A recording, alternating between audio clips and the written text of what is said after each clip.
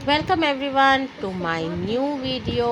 आज का वीडियो है next chapter of loyalty. Next loyalty में क्या सीख सकते हैं? हम सीख सकते हैं दूसरों की गलतियों से खुद को गलती करने से रोकना। कभी कभी गलती करना ज़रूरी नहीं होता है, दूसरों से भी हम सीख सकते हैं। तो आइए देखते हैं क्या गलती हम करते हैं। आज के वीडियो में हम देखेंगे जो लॉयल्टी है वो मेंबर्स की टूट कैसे जाती है, क्या कंडीशंस आती है जिससे लॉयल्टी टूट जाती है, और जो बेनिफिट्स उनको मिलने वाला है 6 महीने बाद और 12 महीने बाद वो नहीं मिलता है।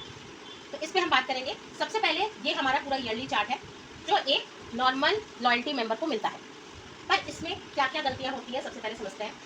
हमें सबको पता है कि लॉयल्टी प्रोग्राम की स्टार्टिंग होती है 1800 रुपये से।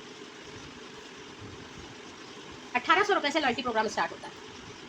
अब बहुत बार लोग क्या करते हैं, अब वो जानबूझ के करें या गलती से करें, 1800 की कम की शॉपिंग करते हैं।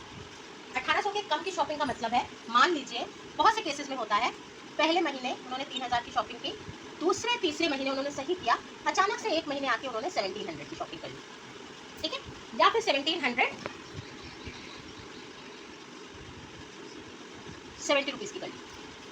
अब क्योंकि 1700 की शॉपिंग करने पर उनको डिलीवरी चार्ज देना पड़ता है 77 रुपीज़, तो उनको लगता है हमारा बिल तो 1800 रुपये का हो गया है, और 1800 रुपये का बिल होने के साथ साथ हमको लॉयल्टी मिल जाती है, क्योंकि ऐसा भी बताया गया है कि लॉयल्टी मिलती है 1800 रुपये पे, तो उनको ऐसा लगता है कि शायद ऐसा करेंगे तो हो जाए। ठीक, यहाँ पर फिर जैसे वो करते हैं नॉर्मली 3000 की शॉपिंग करते हैं, पर वो यहाँ पर ये चीज़ मिस करते हैं कि उन्होंने जो एग्जैक्ट शॉपिंग की है वो 1800 की नहीं की है, जिस वजह से इस एक गलती की वजह से उनकी लॉयल्टी रुक जाती है। और इस छोटी सी, बाकी उन्होंने कोई मिस्टेक नहीं की, उन्होंने अच्छी शॉपिंग की है, उन्होंने 100% लॉयल्टी में शॉपिंग की है, बट फिर भी उनको लॉयल्टी नहीं मिलेगी, क्योंकि जो 1800 रुपये का क्राइटेरिया है वो उन्होंने एक महीने फुलफिल नहीं किया। वो बाई मिस्टेक भी हो सकता है, अनजाने में भी हो सकता है, पर नहीं मिलती है ऐसे कंडीशन पे लॉयल्टी। ठीक है, अब लॉयल्टी नहीं मिलती है, समझ में आता है, चलिए कोई बात नहीं। पर सबसे खराब जो लगता है वो तब लगता है जब लोग लॉयल्टी प्लस मिस करते हैं। लॉयल्टी प्लस मिस करने का मतलब क्या होता है कि यहाँ पर मेंबर बिल्कुल सही से शॉपिंग कर रहा है, पूरे साल भर शॉपिंग कर रहा है, यहाँ पे भी 3000 का करता है, उसने अपनी फर्स्ट लॉयल्टी ले भी ली है, ठीक है, पर अचानक से कहीं जाकर यहाँ पर उसने 1500 की शॉपिंग की है। ठीक, 1500 की शॉपिंग कर ली, और अचानक उसको याद आया कि अरे मैंने तो 1500 की शॉपिंग की है और मुझे और 1500 की शॉपिंग करके अपना 3000 कंप्लीट करके लॉयल्टी में आ जाना है। वो ये कर भी लेता है, प्लस 100 की शॉपिंग कंप्लीट कर भी लेता है, पर ये शॉपिंग कंप्लीट करता है मंथ के 27 पर, 27 ऑफ द मंथ, ठीक है, या करता है और देर से 30 तारीख को, लास्ट दिन उसको याद आता है, या उसके पास अपलाइन का कॉल आता है कि आपकी लॉयल्टी है, तो मान लीजिए को आपने 1500 की शॉपिंग क्यों की, ऐसा कुछ भी फोन आता है, तो वो उसको 30 तारीख को उसको याद आता है कि अरे मेरा 1500 बचा था, मेरी अपलाइन ने बताया था कि 1500 बचा हुआ है, मैंने नहीं किया, चलो आज करती हूँ।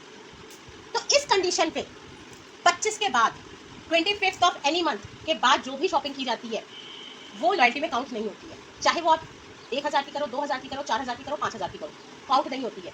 एक्सेप्शन वहां पर आते हैं जब कंपनी डिक्लेयर करती है कि नहीं इस महीने लॉयल्टी आपकी बढ़ेगी, वो कोई जरूरी नहीं है, ये कोई मैंडेटरी नहीं है। अगर हम नियम की सुने तो सिर्फ 25 तारीख तक लॉयल्टी की डेट होती है, 25 तारीख तक की हमको लॉयल्टी शॉपिंग करनी होती है।